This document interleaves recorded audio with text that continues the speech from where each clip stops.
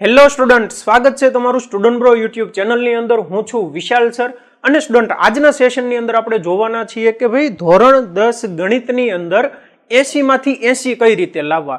અને સ્ટુડન્ટ, હું તમને એક એવો ડેટા રિપ્રેઝન્ટ કરીશ કે જેની મદદથી તમે ઇઝીલી કહી શકશો કે ભાઈ ગણિતની અંદર ગણિત જ એક એવો વિષય છે કે જેની અંદર 80 આઉટ ઓફ 80 સ્કોર કરવા એકદમ ઇઝી છે. દર વર્ષે ઘણા બધા વિદ્યાર્થી 80 આઉટ ઓફ 80 લાવે છે સ્ટુડન્ટ. એક બે વિદ્યાર્થી નહીં, ઘણા બધા વિદ્યાર્થીને 80 માંથી 80 આવે છે. તો આજના સેશનની અંદર આપણે એ જ સમજવાના છીએ કે જો તમારે ધોરણ 10 ની અંદર જે બોર્ડની પરીક્ષા છે, બોર્ડની પરીક્ષામાં 80 માંથી 80 લાવવા હોય તો આખું વર્ષ કઈ રીતે મહેનત કરવાની છે. તમારે કાંઈ નથી કરવાનું, ખાલી આ વિડીયોને અંત સુધી જોવો અને જે કંઈ હું ટિપ્સ આપું છું, જે કંઈ હું કહું છું એને તમે આખું વર્ષ ફોલો કરો એટલે ઓટોમેટિક તમારા ધોરણ 10 ગણિતની અંદર 80 માંથી 80 ગેરંટીડ માર્ક આવી જશે. ઓકે. અને હા, તમને એમ થાય કે સર હું 80 માંથી 80 લાવી શકું, મારામાં એ કાબિલિયત છે, પણ ઇઝીલી તમે સ્કોર કરી શકો છો. કેમ કે સ્ટુડન્ટ, આગળ પણ આપણે ધોરણ 10 વિજ્ઞાનની અંદર 80 માંથી 80 કઈ રીતે લાવવા આપણે વિડીયો જોયો હતો. એની અંદર જોયું હતું કે ગણિત અને વિજ્ઞાન બે વિષય એવા છે કે જે ફેક્ટ ઉપર કામ કરે છે. ગણિતની અંદર વાત કરીએ એટલે કોઈ દાખલો છે, દાખલાના સ્ટેપ્સ લખીને ફાઇનલ આન્સર તમારે લખવાનો છે એટલે તમને એની અંદર પૂરેપૂરા માર્ક્સ આવશે જ. તે કોઈ પણ જગ્યાએ માર્ક કપાવવાના ચાન્સ છે જ નહીં, ફેક્ટ ઉપર ચાલે છે ને. તો એવી જ રીતે જેવી રીતે વિજ્ઞાનની અંદર 80 માંથી 80 લાવવા ઈઝી છે, એવી જ રીતે ગણિતમાં 80 માંથી 80 લાવવા ઈઝી છે. કે તમને કોઈ ભાષાકીય વિષય કીધો હોય, ગુજરાતી કીધો હોય, તો એની અંદર 80 માંથી 80 લાવવા ડિફિકલ્ટ છે. કેમ કે કોઈ જગ્યાએ તમે કંઈક ને કંઈક જોડણી ભૂલ કે એવી કંઈ પણ પ્રકારની ભૂલ કરી બેસો. નિબંધ લખવાનું કે તો બધાના નિબંધ અલગ અલગ હોય છે અને એની અંદર કંઈક ને કંઈક ભૂલ થવાની સંભાવના છે. પણ ગણિત વિષય એવો છે કે જેની અંદર ભૂલ થવાની સંભાવના એકદમ ઝીરો છે, નહીવત છે. એટલે તમે જ્યારે ક્વેશ્ચન સોલ્વ કરવા બેસો તો સ્ટેપ બાય સ્ટેપ્સ તમારે આન્સર લાવવાના છે ને તમે at the end final answer સુધી પહોંચી જાઓ. એટલે એની અંદર જો 3 માર્કનો પ્રશ્ન હોય તો તમને પૂરેપૂરા 3 માર્ક આપશે તે એક્ઝામિનર, બરાબર, પેપર ચેક કરતી વખતે. તો આપણે સમજીએ કે ભાઈ 80 માંથી 80 લાવવા માટે ધોરણ 10 ગણિતની અંદર શું કરવાનું. એની પહેલા આપણે એક એવો ડેટા જોઈ લઈએ કે કેટલા વિદ્યાર્થી જે છે એ 80 માંથી 80 એને અચીવ કર્યા છે. તો આપણે જોઈએ ધોરણ 10 નો માર્ચ 2022 નો ડેટા છે. માર્ચ 2022 નો ડેટા છે ને એની અંદર જો હું સ્પેસિફિક વાત કરું, સ્ટાન્ડર્ડ મેથ્સ જે નોર્મલી તમે એમ કહો ને કે થોડુંક ડિફિકલ્ટ હોય છે, સ્ટાન્ડર્ડ મેથ્સના જે 100 આઉટ ઓફ 100 લાવવા વાળા 1435 વિદ્યાર્થી છે અને 80 આઉટ ઓફ 80 લાવવા વાળા 2030 વિદ્યાર્થી છે, 2080 વિદ્યાર્થી છે. સોરી સ્ટુડન્ટ, 2080 વિદ્યાર્થી એવા છે કે જેને 80 માંથી 80 લાવ્યા છે. તમે ઇમેજિન કરી શકો આંકડો કવડો છે એમ. 80 માંથી 80 લાવવા વાળા વિદ્યાર્થી કેટલા? 2080. આખા ગુજરાતની અંદર એક નહીં, બે નહીં, 100 નહીં, 200 નહીં, 2000 સ્ટુડન્ટ એવા છે કે જેને 80 માંથી 80 અચીવ કર્યા છે. તો જો આ લોકો કરી શકે તો તમે તો ઇઝીલી કરી શકો. ખ્યાલ આવે છે કે આ લોકો કરી શકે, તમે કેમ ન કરી શકો? એવી જ રીતે આપણે જો બેઝિક મેથ્સની વાત કરીએ તો બેઝિક મેથ્સની અંદર 1548, જો સ્ટુડન્ટ 1500 સ્ટુડન્ટ, 100, 200, 300 ની વાત નથી, 1500 આંકડો છે. 1548 સ્ટુડન્ટ એવા છે કે જે લોકોએ 80 માંથી 80 લઈને આવ્યા હોય. 1548. તો બેના આપણે જો ટોટલ જોવા જઈએ તો 3500 રાઉન્ડ થાય છે. એનો મતલબ એવો છે કે ધોરણ 10 નો એક ગણિત વિષય જ એવો છે કે જેની અંદર 80 માંથી 80 અચીવ કરવા એકદમ ઈઝી છે. તમે બાકીના વિષય જોઈ શકો છો. જો હું તમને વાત કરું ઇંગ્લિશની સેકન્ડ લેંગ્વેજ, બરાબર, ઇંગ્લિશની વાત કરીએ તો હાઈએસ્ટ કેટલા છે? 79. 37 સ્ટુડન્ટને આવ્યા છે 79. ગુજરાતીની વાત કરીએ, ગુજરાતી સેકન્ડ લેંગ્વેજ ક્યાં છે? અહીંયા રહી, ગુજરાતી સેકન્ડ લેંગ્વેજ. તો 78 માર્ક આવ્યા છે હાઈએસ્ટ. 80 માંથી 80 કોઈને આવ્યા જ નથી. 78 માર્ક આવ્યા છે. કેટલા સ્ટુડન્ટને આવ્યા? બે સ્ટુડન્ટને જ આવ્યા છે ને બાકીના સ્ટુડન્ટને એનાથી ઓછા છે. એટલે તમે ઇમેજિન કરી શકો કે ભાઈ ગણિત અને વિજ્ઞાન આ બંને વિષય એવા છે કે જેની અંદર 80 માંથી 80 લાવવા એકદમ ઈઝી છે, એકદમ ઈઝી છે. તો આપણે જોઈએ કે કઈ રીતે તમે મહેનત કરો જેથી કરીને ઇઝીલી 80 માંથી 80 અચીવ કરી શકો છો. તો એના માટે સૌથી પહેલા તો જો તમે ચેનલને સબસ્ક્રાઇબ નથી કરીને તો અમારી ચેનલને સબસ્ક્રાઇબ કરી દો. કારણ કે સ્ટુડન્ટ, આ જ ટાઈપના જે કંઈ ઇમ્પોર્ટન્ટ વિડીયો હશે, ઇમ્પોર્ટન્ટ ટિપ્સ હશે આ ચેનલ ઉપર આવતી હોય છે તો એ તમારાથી મિસ ન થઈ જાય. બની શકે કે આનો કોઈ પોઈન્ટ તમને સ્ટ્રાઇક થઈ જાય ને તમે એને રેગ્યુલરલી ફોલો કરો ને તો તમારો જે બોર્ડની અંદર રેન્ક છે અથવા તો બોર્ડની અંદર જે માર્ક્સ છે એ ઇઝીલી સારો એવો સ્કોર અચીવ કરી શકો. કે તમને જે મેથ્સ અટવાતું હોય છે, મેથ્સની અંદર અટવાતા હોય છે ઘણા બધા વિદ્યાર્થી, તો એ અટવાવાનું બંધ થઈ જાય કે હું જે ટિપ્સ આપું છું એ ફોલો કરશો ને એટલે એવું બનશે જ તે. બરાબર. તો અમારી ચેનલ ઉપર જો નવા છો, ચેનલને સબસ્ક્રાઇબ નથી કરી તો ખાસ ચેનલને સબસ્ક્રાઇબ કરી દો, વિડીયોને લાઇક કરવાનું ભૂલતા નહીં અને નીચે કોમેન્ટ બોક્સની અંદર જણાવો કે વિડીયો કેવો લાગ્યો. ઓકે, તો જોઈએ. તો સૌથી પહેલા તો જો તમારે ધોરણ 10 ની અંદર 80 માંથી 80 લાવવા છે તો સૌથી પહેલા તો તમારું એ ક્લિયર હોવું જોઈએ કે તમારે બેઝિક મેથ્સ લેવું છે કે સ્ટાન્ડર્ડ મેથ્સ લેવું છે. એના માટે ઓલરેડી આપણે એક વિડીયો બનાવી દીધો છે કે ભાઈ બેઝિક મેથ્સની અંદર શું હોય છે, સ્ટાન્ડર્ડ મેથ્સની અંદર શું હોય છે, એની લિંક હું નીચે ડિસ્ક્રિપ્શનની અંદર આપી દઈશ. પણ એ વસ્તુ ક્લિયર હોવી જોઈએ કે ભાઈ તમારે બેઝિક મેથ્સનું પેપર દેવાનું છે કે સ્ટાન્ડર્ડ મેથ્સનું પેપર દેવાનું છે. બરાબર. અને એનું જે વેઇટેજ છે ચેપ્ટર વાઇઝ, કયા ચેપ્ટરમાંથી કેટલા માર્ક્સનું આવવાનું છે એની તમને ખબર હોવી જોઈએ. તો જોઈએ. તો જો આ જે ડેટા છે એ છે માર્ચ 2023 પ્રમાણેનો વેઇટેજ. માર્ચ 2023 પ્રમાણેનું વેઇટેજ છે. કેમ કે સ્ટુડન્ટ અત્યારે જે આપણે માર્ચ 2024 ની અંદર જે બોર્ડની એક્ઝામ દેવાના છે એ લોકોને અમુક ચેપ્ટર્સ, અમુક કન્ટેન્ટ રિમૂવ થઈ ગયો છે, રિડ્યુસ થઈ ગયો છે. જેમ કે આપણે વાત કરીએ તો આ રચના ચેપ્ટર જે છે એ રચના ચેપ્ટર જ નીકળી ગયું છે. તો એનું વેઇટેજ જે છે એ બાકીના ચેપ્ટર્સની અંદર કંઈક ડિસ્ટ્રીબ્યુટ થશે. બરાબર. પણ મોટી જોવા જઈએ તો કંઈક આ ટાઈપનું જ ફોલો થશે કે ભાઈ પહેલા ચેપ્ટરમાંથી 2 માર્કના હેતુલક્ષી પ્રશ્નો પૂછાતો હશે તો હવે 3 માર્કના કે 4 માર્કના થઈ જશે. બરાબર. પણ આવશે આ રીતનું જ તે. જે ચેપ્ટર છે એમાંથી અમુક જે પ્રશ્નો નીકળી ગયા છે તો એ પ્રશ્નોને બાદ કરતા મોટે ભાગનું આપણે જો જોવા જઈએ, ઓવરઓલ એનાલિસિસ જોવા જઈએ તો કંઈક આ રીતનું જ હશે. જ્યાં સુધી ગવર્મેન્ટનું કંઈ નવું નોટિફિકેશન ન આવે ત્યાં સુધી તમારે આને જ આધાર રાખીને સ્ટડી કરવાની રહેશે. બરાબર. અને જેવું કંઈ ગવર્મેન્ટનો નવો આધાર આવી જશે, કંઈ બ્લુપ્રિન્ટ આવી જશે, કયા ચેપ્ટરમાંથી કોઈ સેમ્પલ પેપર આવી જશે, તો જેવું એ આવશે એવું આપણે આ ચેનલ ઉપર અપલોડ કરી દઈશું. તો તેથી તમને મળી રહે. તો એટલા માટે પણ ખાસ અમારી ચેનલને સબસ્ક્રાઇબ કરવાનું ભૂલતા નહીં. ઓકે. તો આ રીતે તમને સૌથી પહેલા તો બેઝિક મેથ્સનું પેપર દેવાના હોય તો બેઝિક મેથ્સનું ચેપ્ટર લખ્યા, એ ચેપ્ટરમાંથી તમારે હેતુલક્ષી પ્રશ્નો ઉપર ફોકસ કરવાનું છે, મોટા પ્રશ્નો ઉપર ફોકસ કરવાનું છે. એ આખું બનાવી લીધું. એટલે જ્યારે પણ આ ચેપ્ટરની શરૂઆત કરો કોઈ પણ ચેપ્ટરની, એટલે તમારા મગજ ઉપર એક વસ્તુ સ્ટ્રાઇક થવી જોઈએ કે આ ચેપ્ટરમાંથી એટલા માર્કના પ્રશ્નો પૂછાવાના છે તો આપણે ફોકસ એટલા માર્કના પ્રશ્નો ઉપર જ કરવાનું છે, ત્યારબાદ બાકીના પ્રશ્નો ઉપર કરવાનું છે. ઓકે, ચાલો. એવી જ રીતે સ્ટાન્ડર્ડ ગણિત. તો જુઓ, જેવી રીતે બેઝિક મેથ્સ વાળા એક્ઝામ દેવાના છે એ લોકોએ બેઝિક મેથ્સની બ્લુપ્રિન્ટ રેડી કરી, સ્ટાન્ડર્ડ મેથ્સની એક્ઝામ દેવા વાળા વિદ્યાર્થીઓએ સ્ટાન્ડર્ડ મેથ્સની બ્લુપ્રિન્ટ જોઈ અને એની અંદર જોયું કે ભાઈ કોઈ ચેપ્ટર છે, માની લો સમાંતર શ્રેણી, તો સમાંતર શ્રેણી ચેપ્ટરની અંદર 1 માર્કનો એક પ્રશ્ન આવશે, 3 માર્કનો એક પ્રશ્ન આવશે. તો આ રીતે આખું એનાલિસિસ કરીને રાખ્યું. જેથી કરીને શું થાય કે જ્યારે એ ચેપ્ટરની સ્ટડી કરો એટલે તમારા માઇન્ડ ઉપર એક વસ્તુ ક્લિયર હોય કે આ ચેપ્ટરમાંથી 2 માર્કનો કે 3 માર્કનો પ્રશ્ન આવવાનો છે તો તમે એ પ્રશ્ન ઉપર વધુ ફોકસ કરી શકો ને તૈયારી સારી રીતે કરી શકો. ઓકે.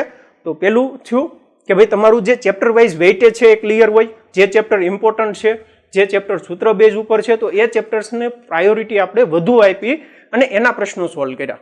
ઓકે, ચાલો નેક્સ્ટ આપણે ટિપ્સ સમજીએ કે જો ગણિતની શરૂઆત કરીએ, નોર્મલી શું હોય છે કે ઘણા બધા વિદ્યાર્થી ગણિતની અંદર જે મિસ્ટેક કરતા હોય છે એ મિસ્ટેક શું છે કે જેના લીધે એનું મેથ્સ વીક હોય છે. કે તમે 2 ટાઈપના સ્ટુડન્ટ જોયા હશે. એક એવો સ્ટુડન્ટ છે કે જેનું મેથ્સ પાવરફુલ હોય, એને કંઈ વાંચવાની જરૂર નથી પડતી, કંઈ સમજવાની જરૂર પડતી નથી, પણ જેવો મેથ્સનો દાખલો આવે એ સોલ્વ કરી શકે, બાકીના વિષય એના વીક હશે. બીજા સ્ટુડન્ટ એવા છે કે જે લોકો ગુજરાતી વિષયમાં, ઇંગ્લિશ વિષયમાં પાવરફુલ હોય છે, પણ ગણિત વિષય આવે ને તે ગણિતની વિષયની અંદર કઈ રીતે દાખલા ગણવા એને સમજ જ નથી પડતી. તો એનું કારણ શું છે તે આપણે સમજીએ. બરાબર.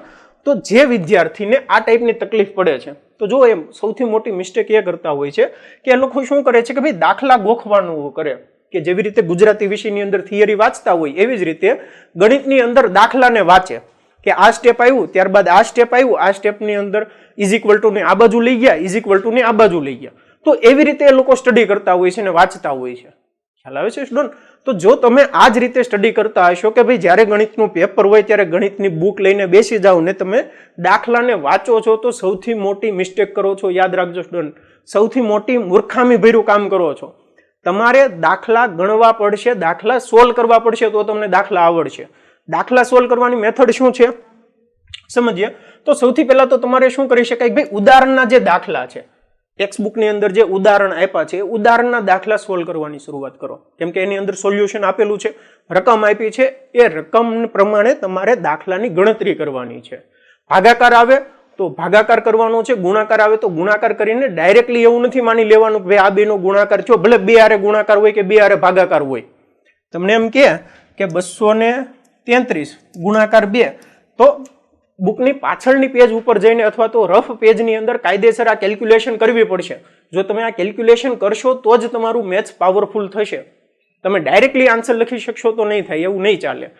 અને આ જ રીઝન છે તમારું મેથ્સ જે વીક છે એ વીક હોવા પાછળનું કારણ આ જ છે.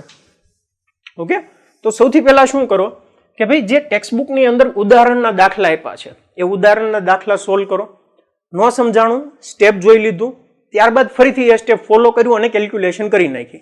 ઓકે, ત્યારબાદ શું કરવાનું છે કે જે ટેક્સ્ટબુકના અનસોલ્ડ એક્ઝામ્પલ છે, જે સ્વાધ્યાયના પ્રશ્નો છે, એ સ્વાધ્યાયના પ્રશ્નો તમારે સોલ્વ કરવાના છે. રકમ વાંચો, એને લખો અને સોલ્વ કરો સ્ટેપ બાય સ્ટેપ. ઉદાહરણના પ્રશ્ન જેવા જ હશે. તમે જાતે કેલ્ક્યુલેશન કરશો, જાતે દાખલો ગણશો તો જ દાખલા તમને આવડશે. કે જો તમે દાખલાને ખાલી વાંચશો અને સમજશો કે ભાઈ ઇઝ ઇક્વલ ટુ ગયું, અહીંયા ગયા, અહીંયા અને અરે ગુણાકાર થયો એટલે આ જવાબ આવ્યો, પ્લસ આ થયું, આ જવાબ આવ્યો, તો એવી રીતે ગણિત ન વચાય. ખ્યાલ આવે છે? તો દાખલાને ગોખવાનું બંધ કરો. થર્ડ સ્ટેપ, દાખલા અને તેના જવાબને વાંચવાનું બંધ કરો. જે ઓલરેડી આપણે ડિસ્કસ કરી ચૂક્યા છીએ કે ઘણા બધા વિદ્યાર્થી તમારી સ્કૂલની અંદર કે કોચિંગ ક્લાસની અંદર જે કંઈ દાખલા ગણાવે, તમે ક્લાસ નોટ્સ બનાવી હોય દાખલાની, તો એ લઈને બેસી જાય ને એક્ઝામ હોય ત્યારે એ વાંચવા માંડે. તો એ વાંચવાથી નહીં આવડે સ્ટુડન્ટ, દાખલા વાંચવાથી નહીં આવડે અને તમારે ગણવા પડશે, પ્રેક્ટિસ કરવી પડશે. અને જેટલી તમે વધુ પ્રેક્ટિસ કરશો એટલું તમારું પાવરફુલ થશે. ઓકે, હવે કોઈ પણ દાખલો આવે તો કઈ સ્ટેપની અંદર, કઈ પ્રોસિજરની અંદર ફોલો કરવાનું, જેથી કરીને ઇઝીલી તમે દાખલાને સોલ્વ કરી શકો. તો એ થોડાક સ્ટેપ્સ જોઈ લો જે તમને ઘણા બધા હેલ્પફુલ થશે. સ્ટેપ સમજી લઈએ કે steps to solve math questions, કે ગણિતનો કોઈ પણ દાખલો હોય ત્યારે એને કયા સ્ટેપ્સમાં આપણે તમારે થિંકિંગ કરવાનું છે. જેવી રીતે કહીએ ને કે કોઈ પણ દાખલો હોય તો દાખલાની શરૂઆત કઈ રીતે કરવાની એ આપણે સમજીએ. તો પહેલો પોઈન્ટ છે કે રકમને સૌથી પહેલા તો ધ્યાનથી વાંચો કે શું શું ડેટા આપેલો છે, શું ફાઇન્ડ કરવાનું છે. રકમને શાંતિથી ધ્યાનથી વાંચી અને રકમમાં આપેલ માહિતીને લખો કે જે કઈ રકમની અંદર આપ્યું છે, જે કઈ ઇન્ફોર્મેશન આપી છે એ બધી ઇન્ફોર્મેશન આપેલ માહિતી કરીને આપણે લખી નાખી કે એટલું એટલું આપ્યું છે. બરાબર.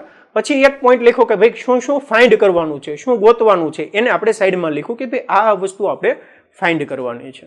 ઓકે, દર વખતે કોઈ પણ દાખલો હોય એટલે આ જ સ્ટેપ ફોલો થવા જોઈએ ને તમે જો આ સ્ટેપ ફોલો કરશો એટલે ઓટોમેટિક એ પ્રેક્ટિસ થતી જશે. એક્ઝામની અંદર એ શું થશે કે જ્યારે તમને એમ કે ભાઈ રકમને ધ્યાનથી વાંચો એટલે રકમ આવશે પહેલા તેને ધ્યાનથી વાંચો. ઘણા બધા વિદ્યાર્થીને એવી મિસ્ટેક થઈ જાય છે કે રકમની અંદર આંકડા કંઈક અલગ આપ્યા હોય, પુરવણીની અંદર આંકડા કંઈક અલગ લખી નાખે. ખ્યાલ આવે ને? પછી આવે કે ભાઈ આ પેપર આવ્યું, મારો તો દાખલો આ જ આવતો હતો. કેમ? કેમ કે રકમની અંદર ક્વેશ્ચન પેપરની અંદર રકમ ક્યાંક અલગ લખી હતી અને જ્યારે એને કોપી કરીને આન્સર શીટની અંદર લખતો હતો ત્યારે એની અંદર એકાદ આંકડામાં ભૂલ કરી નાખી, પ્લસ માઇનસની ભૂલ કરી નાખીને દાખલાનો જવાબ ન આવે એન્ડ સુધી. ખ્યાલ આવે છે? તો આ ટાઈપની મિસ્ટેક ઘણા બધા વિદ્યાર્થી કરે છે. બોર્ડની એક્ઝામની અંદર આવી મિસ્ટેક કરીને આવે છે, માઇનર મિસ્ટેક્સ. તો ખાસ રકમને ધ્યાનથી વાંચીએ અને રકમમાં આપેલ માહિતીને, મતલબ રકમની અંદર જે કંઈ માહિતી આપી હોય એને પુરવણીની અંદર લખી. અને આ જે પ્રેક્ટિસ તમારે અત્યારથી કરવાની છે. જો અત્યારથી કરશો તો તમે બોર્ડની અંદર મિસ્ટેક નહીં કરો, નહીંતર બોર્ડની અંદર સેમ મિસ્ટેક કરીને આવશો. નેક્સ્ટ છે કે તમારે જે ફાઇન્ડ કરવાનું છે, જે શોધવાનું છે રકમની અંદર, તો એ રિલેટેડ જે કંઈ તમને સૂત્ર આવડતા હોય એ સૂત્રને તમારે યાદ કરવા પડશે. બરાબર? કે સૂત્ર જે છે એ સૂત્રને યાદ કરવા પડશે અને રિકોલ કરવા પડશે કે આ જે ચેપ્ટર છે, આ ચેપ્ટરની અંદર કયા કયા સૂત્ર તમને યાદ આવે છે. જે સૂત્ર યાદ આવે છે એમાંથી જે શોધવાનું છે એ સૂત્ર હું કયું અહીંયા એપ્લાય કરું. 3-4 સૂત્ર હોય તો 3-4 વાર અલગ અલગ ટ્રાય કરીને આન્સર મૂકીને જોયું કે આન્સર આવે છે કે નથી આવતો. ખ્યાલ આવે છે? તો આપેલ રકમમાં જે કંઈ સૂત્ર આવતા હશે, જે ફાઇન્ડ કરવાનું છે, તો એના રિલેટેડ સૂત્રને તમારે યાદ કરીને લખ્યા અને પછી જોયું કે ભાઈ કઈ કઈ ડેટા આપ્યો છે, શું ફાઇન્ડ કરવાનું છે, એટલે ઇઝીલી તમને આન્સર્સ આવી જશે. ઓકે, નેક્સ્ટ છે સંપૂર્ણ દાખલો ગણો, ગણતરી કરવી ભૂલવી નહીં. એટલે નોર્મલી જો મોટા ભાગના વિદ્યાર્થી એવું કરતા હોય છે કે જે અત્યારે મેં સ્ટેપ કર્યા ને એ સ્ટેપ ફોલો કરે છે. બરાબર? પણ તમને એમ કે ભાઈ લસા શોધો, ગુસા શોધો કે કોઈ પણ દાખલો હોય એટલે નોર્મલી 2 સ્ટેપ લખી નાખે, પછી કેલ્ક્યુલેશન ન કરે. માની લ્યો કે મધ્યસ્થ ફાઇન્ડ કરવા વાળો દાખલો છે તો થોડુંક એમ કે સમજાઈ ગયું કે ભાઈ હા અહીંયા એવરેજ લેવાની, બધાનો સરવાળો કરવાનું, ભાગાકાર કરવાનું. દાખલો એક એ સમજાઈ ગયો છે, પણ શું કરે છે કે ભાઈ ગણતરી જે છે એ ગણતરીને ઇગ્નોર કરી દે છે, ગણતરીને ઇગ્નોર કરી દે છે. તો જ્યારે તમે દાખલા ગણવા બેસો, ગણિત વાંચવા બેસો, ત્યારે તમારે ગણતરીને ઇગ્નોર નથી કરવાની. કેલ્ક્યુલેશન કરીને ફાઇનલ એટ ધી એન્ડ જે કંઈ આન્સર આવે છે આન્સર સુધી પહોંચવાનું છે. સમજાય છે સ્ટુડન્ટ? કે જ્યારે તમે ફાઇનલ આન્સર સુધી પહોંચશો તો જ તમારું જે કેલ્ક્યુલેશન છે એ પાવરફુલ થશે. નાની નાની મિસ્ટેક જે પ્લસ માઇનસની કરતા હો છો એ મિસ્ટેક કરતા બંધ થશો અથવા તો ઘટશે. પણ જો તમે જ્યારે રીડિંગ કરો છો એ રીડિંગ કરતી વખતે નોર્મલી એક સૂત્ર મૂક્યું અને સૂત્રની અંદર રકમ મૂકીને એમ કીધું કે ભાઈ આનો ભાગાકાર કરીને આન્સર અમારો આવી ગયો અને આ દાખલો મારો સોલ્વ થઈ ગયો, એવું નહીં ચાલે. તમારે એનો જે ફાઇનલ આન્સર છે એ ફાઇનલ આન્સર સુધી પહોંચવું પડશે. સમજાય છે કે માની લો કે તમારું કોઈ ઘનમૂળની અંદર છે પાયર સ્ક્વેર જ સૂત્ર મૂકવાનું છે અથવા તો કોઈ પૃષ્ઠફળ ફાઇન્ડ કરવાનું છે, તો તમે ડાયરેક્ટલી પૃષ્ઠફળનું સૂત્ર મૂક્યું, પૃષ્ઠફળની અંદર જે કઈ રકમ આપી છે કે આ બધી ડિટેલ આપી છે આની અંદર હું કિંમત મૂકી એટલે મારો ફાઇનલ આન્સર આવી જશે, બરાબર. પણ એની તમારે કેલ્ક્યુલેશનની પ્રેક્ટિસ કરવી પડશે. જે ગણતરીની અંદર તમે પ્લસ માઇનસની ભૂલ કરો છો અથવા તો ગણતરીની અંદર ભૂલ કરો છો એ ઓછી કરવા માટે તમારે શું કરવું પડશે કે ભાઈ પ્રેક્ટિસ કરવી પડશે અને આખો દાખલો ગણવો પડશે, અધૂરો દાખલો નહીં ચાલે. તો ઘણા બધા આવી રીતે જ્યારે પ્રેક્ટિસ કરતા હોય ને એટલે અધૂરો દાખલો ગણીને મૂકી દે કે હવે મને સમજાઈ ગયો, આવડી ગયો. ખ્યાલ આવે છે? તો એવું કરે માર્ક નહીં આવે. જો તમારો ગોલ છે 80 માંથી 80 લાવવો છે તો આ વસ્તુ તમારે કમ્પલસરી ફોલો કરવી પડશે અને જેટલી વધુ પ્રેક્ટિસ કરશો એટલું સારો માર્ક આવશે. ઓકે. અને બીજી એક વાત કે જો નોર્મલી ઘણા બધા એમ વિદ્યાર્થી કહેતા હોય કે ભાઈ આપણે 60 આવી જાય તો સારું, 70 આવી જાય તો સારું, આપણે 80 માંથી 80 નથી લાવવા. પણ યાદ રાખજો સ્ટુડન્ટ કે જો તમે 80 માંથી 80 ની મહેનત કરી હશે ને તો તમારા મે બી 60 આવશે. પણ જો તમે 60 સુધીની જ મહેનત કરી છે ને કે તમને એમ છે કે ભાઈ 60 આવી જાય તો સારું, તો પોસિબલ છે કે તમારા 60 માંથી 50 માર્ક જ આવે, 65 માંથી 50 માર્ક જ આવે પોસિબલ છે. કેમ? કેમ કે તમે 65 માર્ક સુધીની જ મહેનત કરી છે. તમે જો 80 માંથી 80 નો ટાર્ગેટ રાખ્યો હશે તો ચાન્સ છે કે ભાઈ 80 માંથી તમારા 60 કે 65 માર્ક આવે. એટલે ગોલ હંમેશા ઊંચો જ રાખવાનો. 80 માંથી 80 નું ગોલ રાખશો તો કંઈક મિસ્ટેક કરી હશે તો ઓછા માર્ક આવશે, બરાબર. પણ તમારો જો અત્યારથી જ ગોલ એવો હોય કે ભાઈ ગણિતની અંદર આપણા 60 માર્ક આવી જાય કે 65 માર્ક આવી જાય 80 માંથી એટલે ઘણું ઘણું, સ્કૂલ વાળાએ 20 માર્કથી 15-17 માર્ક આપી દીધા એટલે ભયો, એવું નહીં ચાલે સ્ટુડન્ટ. તમારે ગોલ ઊંચો રાખવો પડશે. અને જોયું ને આપણે કેટલા આંકડા જોયા કે 2000 સ્ટુડન્ટ એવા છે કે જે લોકો 80 માંથી 80 લાવ્યા, 10-20 નહીં, 100-200 નહીં, આખા ગુજરાતની અંદર 2000 સ્ટુડન્ટ, બહુ મોટો આંકડો છે સ્ટુડન્ટ. એટલા વિદ્યાર્થી 80 માંથી 80 લાવ્યા તો એ લોકો કરી શકે, તો ભાઈ તમે કેમ ન કરી શકો? ઓકે. તો આ સ્ટેપ્સ તમારે ગણિતની અંદર ફોલો કરવા પડશે જો તમારે સારો એવો સ્કોર લાવવો હશે તો. ઓકે. નેક્સ્ટ આપણે થોડાક પોઈન્ટ જોઈ લઈએ કે તમારે આખું વર્ષ જે એટ ધી એન્ડ એક્ઝામની ટાઈમે સ્ટડી કરવા માટે શું કરવું જોઈશે? તો પ્રકરણ મુજબ પોતાના સૂત્રોનું લિસ્ટ બનાવો કે તમે ડાયરેક્ટલી બીજાના સૂત્ર ન લ્યો. શું કરો કે તમારું જે સૂત્ર છે અલગથી કે અહીંયા આ સૂત્ર લાગશે, અહીંયા આ સૂત્ર લાગશે, તમારા સૂત્રનું લિસ્ટ બનાવ્યું ચેપ્ટર વાઇઝ કે પહેલા ચેપ્ટર છે, પહેલા ચેપ્ટર્સની અંદર આ સૂત્ર આવે છે, આ ટાઈપના દાખલા આવે છે, એનું એક લિસ્ટ બનાવી રાખ્યું કે લસા ગુસા શોધવાનું હોય, અવયવીકરણની લીધે અવયવ પાડવાના હોય, તો એનું એક લિસ્ટ બનાવ્યું અને એની અંદર જે કઈ બીજા સૂત્ર આવે છે સૂત્રનું લિસ્ટ બનાવ્યું તમારી રીતે, તમારી મેથડથી. ઓકે. નેક્સ્ટ છે પ્રેક્ટિસ ક્વેશ્ચન પેપર કે જે ટેક્સ્ટ બુકના જે ક્વેશ્ચન્સ છે એ તો ક્વેશ્ચન સોલ્વ કર્યા જ તે, એ સિવાય એક્સ્ટ્રા જે ક્વેશ્ચન્સ છે એ એક્સ્ટ્રા ક્વેશ્ચન્સની પ્રેક્ટિસ કરી જેથી કરીને તમારું જે મેથ્સ છે એ પાવરફુલ થશે. અને બીજો એક ઇન્ટરેસ્ટિંગ પોઈન્ટ છે કે ભાઈ ઘણા બધા વિદ્યાર્થીઓ એવું માનતા હોય છે કે ભાઈ આપણે જ્યારે ગણતરી કરતા હોય છે, વાંચતા હોય છે ત્યારે મ્યુઝિક ન વાંચવું જોઈએ, મ્યુઝિક ન વાંચવું જોઈએ. પણ મેથ્સ પર્ટિક્યુલર એક એવો સબ્જેક્ટ છે કે જેની અંદર જ્યારે તમે દાખલા ગણતા હોવ ને ત્યારે એની અંદર મ્યુઝિક સાથે સાથે વાંચવું કંઈ ખોટું નથી કે તમે મ્યુઝિક સાંભળી શકો ને સાથે સાથે મેથ્સના દાખલા સોલ્વ કરી શકો. મોટે ભાગના વિદ્યાર્થી કરતા હોય છે, અમે પણ કર્યું છે, અમારી સાથે ઘણા બધા બીજા ફ્રેન્ડ છે એ લોકોએ કરતા હતા ને સારો એવો સ્કોર અચીવ કર્યો છે. તો તમે પણ પર્ટિક્યુલર યાદ રાખજો કે જ્યારે ગણિત વાંચો છો ત્યારે જ તે, જ્યારે ગણિતના દાખલા સોલ્વ કરો છો, દાખલા ગણો છો ત્યારે સાથે સાથે મ્યુઝિક વાંચવું કંઈ ખોટું નથી. મ્યુઝિક અને મેથ્સનું કોમ્બિનેશન બહુ સારું કોમ્બિનેશન છે કે જ્યારે તમે દાખલા ગણો ત્યારે શાંતિથી મ્યુઝિક સાંભળતા સાંભળતા દાખલા ગણો ચાલે. ઓકે.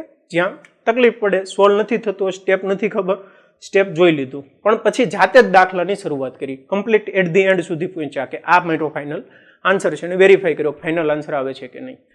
ઓકે. આ હતા ઇમ્પોર્ટન્ટ ટિપ્સ, ખૂબ જ અગત્યની છે. જો આને તમે ફોલો કરશો ને તો તમે ઇઝીલી 80 આઉટ ઓફ 80 અચીવ કરી શકશો. ઇઝીલી 80 આઉટ ઓફ 80 અચીવ થઈ જાય. અને જે મોટે ભાગના વિદ્યાર્થી મિસ્ટેક કરતા હોય છે એ જ કરતા હોય છે કે ગણિતનું પેપર હોય ને ત્યારે એ શું કરે કે એની જે નોટ્સ હોય છે, ક્લાસ નોટ્સ હોય છે, અથવા તો કોઈ ગાઈડ કે જે કંઈ પર્ટિક્યુલર ફોલો કરતા હોય એ લઈને બેસી જાય, રકમ વાંચે, જવાબ વાંચે કે અહીંયા ગયું, આ સ્ટેપ અહીંયા આવ્યું, આ સ્ટેપ અહીંયા આવ્યું. એ સ્ટેપ્સ તો એને સમજાઈ ગયું હોય, પણ જ્યારે ક્વેશ્ચનની અંદર રકમ આવે ને ત્યારે રકમ એ દાખલો ન ગણી શકે. કેમ કે પ્રેક્ટિસ નથી કરી. મેથ્સ વિષય એવો છે કે જેની અંદર તમારે પ્રેક્ટિસ કરવી પડે. ને જો તમે પ્રેક્ટિસ કરશો, પેન પેપર સાથે લઈને બેસશો, જ્યારે મેથ્સ વાંચવા બેસો તો 101% તમારું સારું એવું મેથ્સ ઇમ્પ્રૂવ થશે અને સારો એવો સ્કોર કરી શકશો. મેથ્સ ઇમ્પ્રૂવ ન થવા પાછળનું કારણ જ એ છે. ઓકે, તો થેન્ક યુ. ફરી મળીશું કોઈ નવા સેશનની અંદર નવા વિડીયો સાથે. આવી જ રીતે વાંચતા રહો અને અમારી ચેનલ ઉપર જો નવા છો, ચેનલને સબસ્ક્રાઇબ નથી કરી તો ખાસ ચેનલને સબસ્ક્રાઇબ કરી દો અને આ વિડીયોને લાઇક અને તમારા ફ્રેન્ડ સાથે શેર કરવાનું ભૂલતા નહીં. અને નીચે કોમેન્ટ બોક્સની અંદર જણાવો કે આ વિડીયો તમને કેવો લાગ્યો. ઓકે.